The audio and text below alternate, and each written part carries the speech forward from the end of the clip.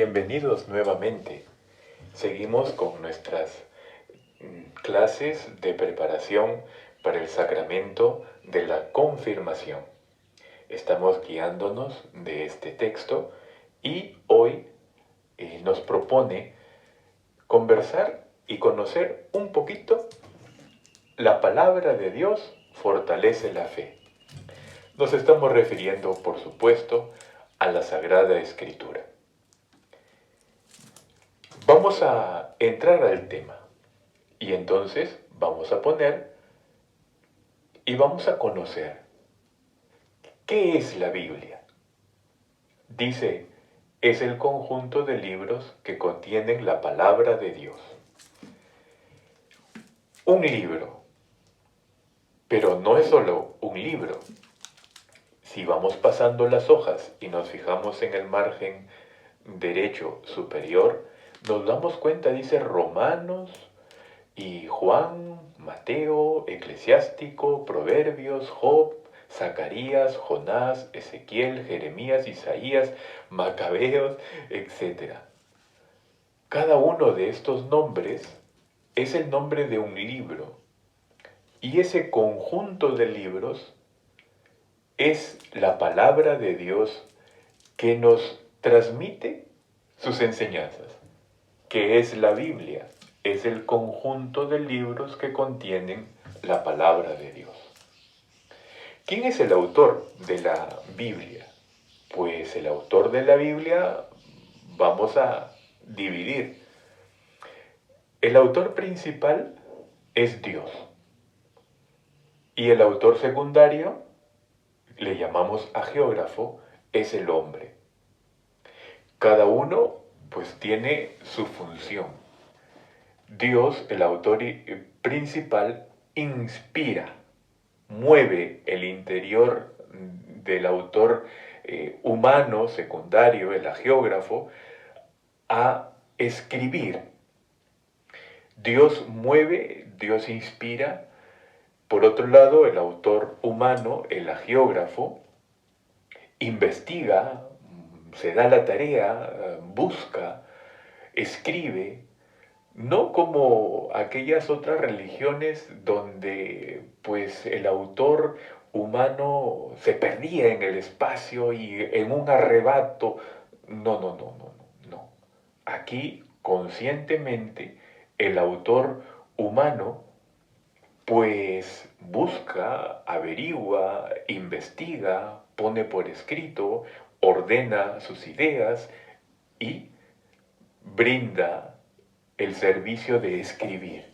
Dos autores, Dios y el agiógrafo, el escritor, el hombre que escribe inspirado por Dios. ¿Con qué otros nombres se le conoce a la Biblia?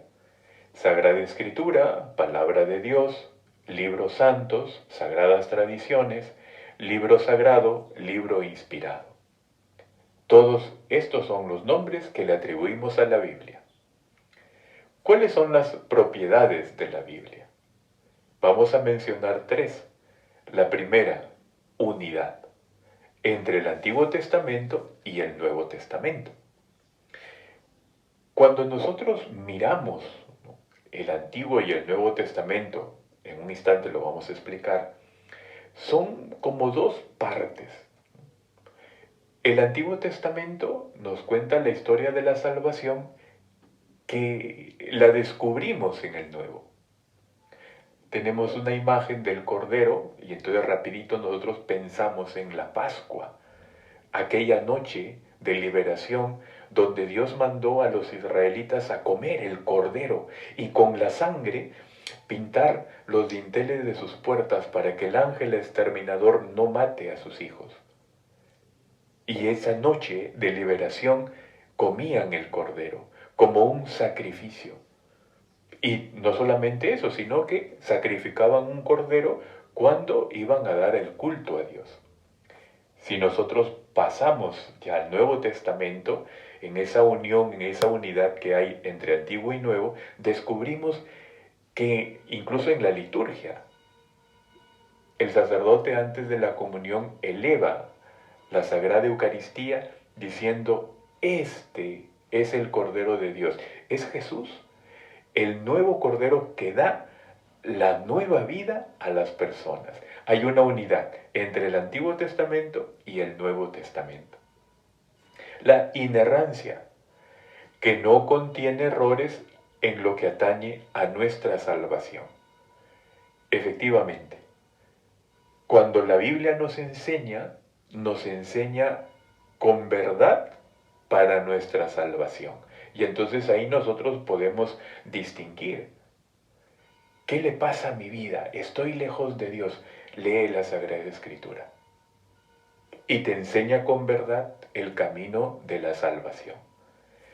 La santidad procede de Dios, nos enseña una doctrina santa y nos conduce a la santidad.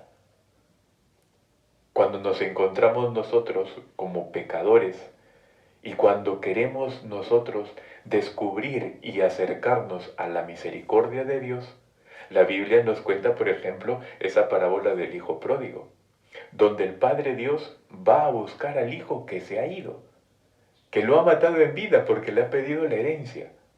Y entonces este hijo vuelve por necesidad a la casa de su padre y el Padre Dios lo abraza. El camino de la santidad. ¿Cuántas veces pues hemos hecho de hijo pródigos nosotros? Todos. ¿Cuáles son las propiedades de la Biblia? La unidad entre el Antiguo y Nuevo Testamento. La inerrancia no tiene errores porque nos llevan su verdad a la salvación, y la santidad que procede de Dios nos enseña una doctrina santa y nos conduce a la santidad. ¿Cómo se divide la Biblia? La Biblia se divide en dos partes. El Antiguo Testamento, que son bastantes, 46 libros, y el Nuevo Testamento. Aquí en esta imagen pues tenemos todos los libros ahí, ¿verdad? ¿Qué significa la palabra testamento? Testamento significa pacto o alianza. Rápido nuestra mente va a aquel momento donde Dios hace una alianza con Abraham. ¿Qué le dice? Sal de tu tierra. Y Abraham es viejito. Ur de Caldea, sal. A ver, ven para acá, ven para acá. A ver, cuenta las estrellas. Cuenta las arenas de la playa, del mar. ¿Se puede? Bueno, así van a ser tus generaciones, tu descendencia. Dios le promete, ¿no? Dios le promete algo grande para él. Lo pone a prueba también, porque luego le pide el sacrificio de su único hijo. Pero Abraham confía en Dios. Él sabe, se pone en las manos. Y entonces hacen una alianza, un pacto. Bueno, pues testamento significa pacto o alianza. Podríamos decir, el Antiguo Testamento, la alianza antigua, también, el pacto antiguo, ¿sí? Nuevo Testamento, nuevo pacto, nueva alianza, sí, por supuesto. La alianza que hicieron los israelitas, ¿no? A través de Abraham, Isaac, Jacob, Israel, sus 12 hijos, las 12 tribus de Israel. Ese pacto antiguo, la alianza antigua, ¿está bien? Sí, está muy bien dicho.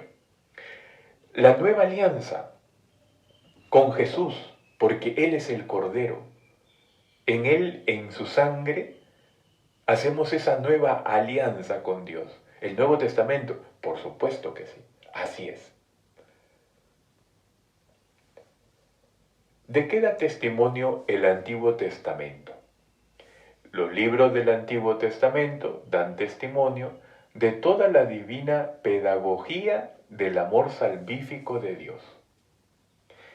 El Antiguo Testamento y todos sus sucesos nos van diciendo de una manera pedagógica, como cuando un maestro enseña a sus alumnos, todo ese amor salvífico de Dios.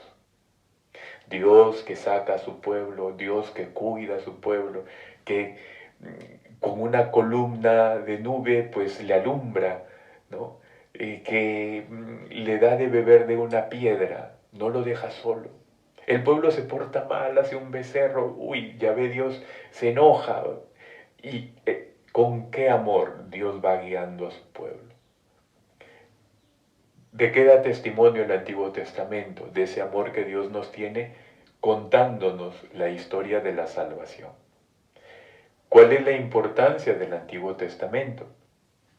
Es importante porque contiene los hechos desde la creación del mundo, desde Adán y Eva, hasta la venida del Hijo de Dios, hasta la llegada del Mesías, hasta la presencia de Jesús. Ese es el Antiguo Testamento.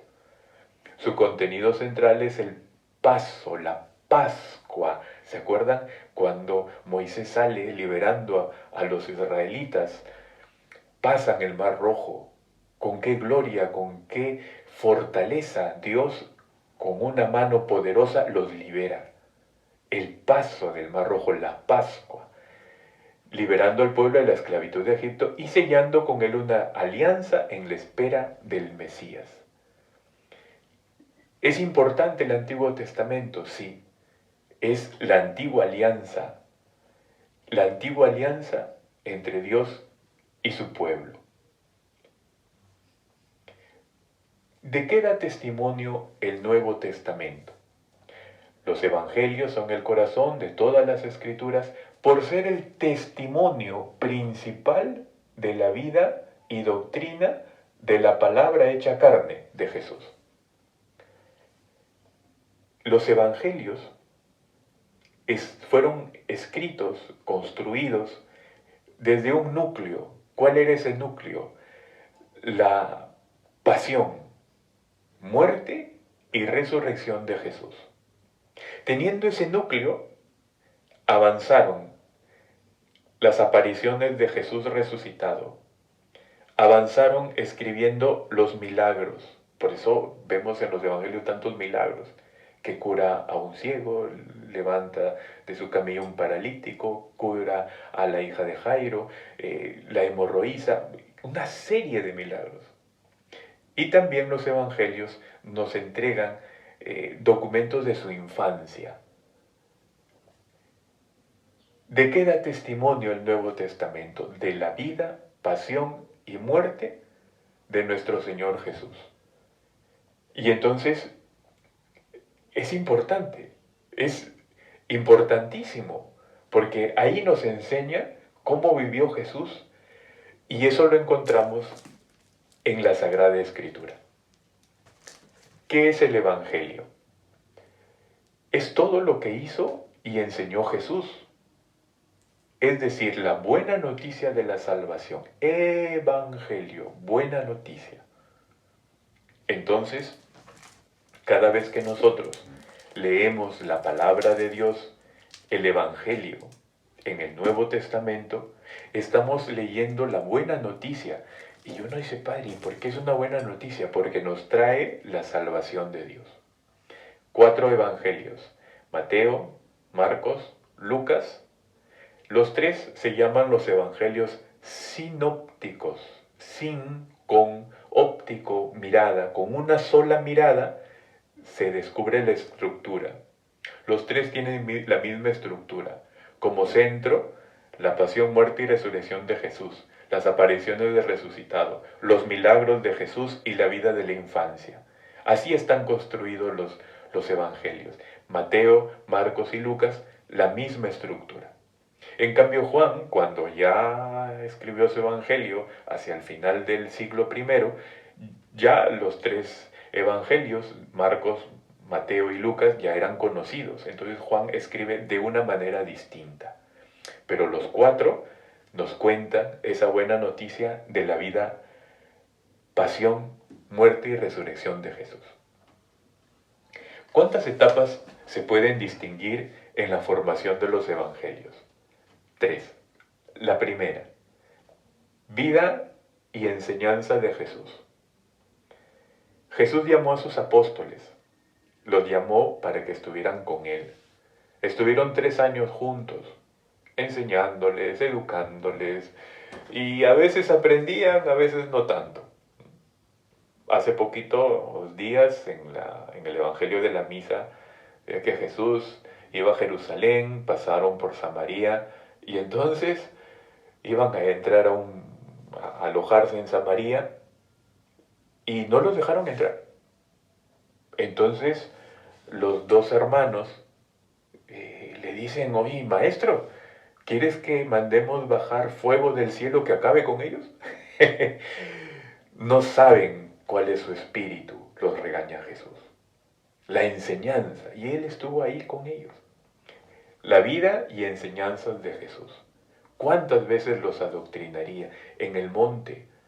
Las bienaventuranzas, los discursos, las conversaciones. Primer paso en la formación de los evangelios, vida y enseñanzas de Jesús. Todo lo que Jesús volcó sobre sus apóstoles. Segundo, la tradición oral. La tradición oral está pensada en aquello que se transmite de boca en boca. Hoy nos enteramos de una noticia, es un ejemplo. Oye, Juan Carlos tuvo un accidente. Ah, no me digas ese accidente. ¿Y qué le pasó? No, mira, se chocó el carro donde iba. ¿Y cómo está él? Mejor, más tranquilito. Ah, muy bien. Nos encontramos con otro. Oye, te cuento, me acaban de avisar que se accidentó Juan Carlos. Uy, no me diga, caramba. ¿Y el flaquito? Sí, sí. ¿Y qué le pasó? No, gracias a Dios, pues no fue nada grave, está recuperándose, pero es solo golpes ligeros. Ah, ya. Y así, y así. Y nos vamos transmitiendo oralmente. Bueno, pues la enseñanza de Jesús, la doctrina, la vida, se fue transmitiendo oralmente. Así se forman los evangelios. Vida de Jesús y su enseñanza. La tradición oral, lo que se van entregando de boca en boca y se va escuchando y se va recibiendo. Y el tercero, los evangelios escritos. Jesús no mandó escribir. Jesús lo que mandó fue predicar, anunciar el reino, evangelizar. Y, gracias a Dios, los 4 evangelistas escribieron, pusieron por escrito todos aquellos sucesos que iban escuchando, que iban averiguando. Gracias a Mateo, Marcos, Lucas y Juan tenemos los evangelios. ¿Cuántas etapas se distinguen en la formación de los evangelios? Vida y enseñanza de Jesús. Tradición oral, lo que se va entregando. Y los evangelios puestos por escrito. Podríamos entonces nosotros sintetizar. La palabra de Dios, así me lo enseñaron a mí en el catecismo, es una carta. Bueno, esta palabra ya no pega hoy mucho, hoy pega pues un email, no sé, un mensaje, ¿no? Es una carta que Dios nos envía y que nos trae la salvación. Cosas prácticas para poder vivir nosotros a raíz de este tema. La palabra de Dios no es un adorno, no espera una mesita, un par de velas y ahí. Y cuando pasa un mes uno pasa en los dedos y está lleno de tierra. No es un adorno, la palabra de Dios es viva. Y así como la gota de agua que logra horadar la piedra, gota, gota, gota, gota, pues así la palabra de Dios nos cambia. La palabra de Dios nos fortalece. ¿Qué tenemos que hacer? Mira, 5 minutos cada día, 5 minutos. No cometamos el error de emocionar. No, es que yo me emociono y entonces voy a leer 3 horas hoy la Biblia. La lees 3 horas, pero ya nunca más la tomas otra vez a leer. No, ya, la dejas ahí. Ya me aburrió. No. 5 minutos.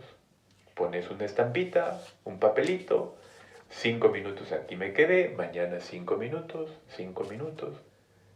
¿Por dónde comenzamos la Sagrada Escritura? Por los evangelios. Yo te sugiero que agarres Marcos. Es un evangelio más sencillito, el lenguaje es más asequible, más fácil.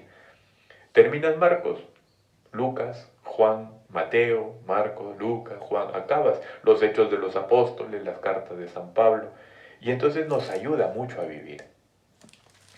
Vamos a pedirle al Señor que le demos vida a nuestra Sagrada Escritura. ¿La tenemos en un lugar privilegiado? ¿Cuál es ese? Una mesita aparte bien decorada. No, porque sería un adorno. No, no estoy en contra de eso. Si lo tienes en tu casa, muy bien. Lo importante es que no dejes de leerla. Eso es lo que nosotros hoy podríamos sacar como propósito. Leer la Sagrada Escritura te va a ayudar, te va a fortalecer, te va a dar criterio y te va a asegurar que Jesús cada día cumple su promesa. Está contigo en la palabra de Dios. Muchas gracias por acompañarnos. Bendiciones.